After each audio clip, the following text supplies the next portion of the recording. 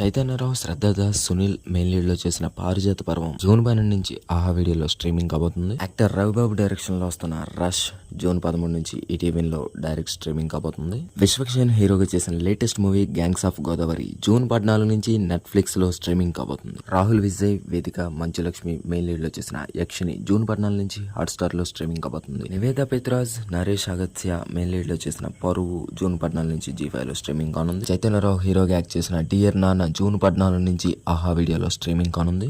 తమన్నా, రాశి ఖన్నా యాక్ట్ చేసిన తమిళ ఫిల్మ్ అరణ్మనై 4 తెలుగు వెర్షన్ బాక్ జూన్ 21 నుంచి హాట్ స్టార్ లో స్ట్రీమింగ్ కాబోతుంది.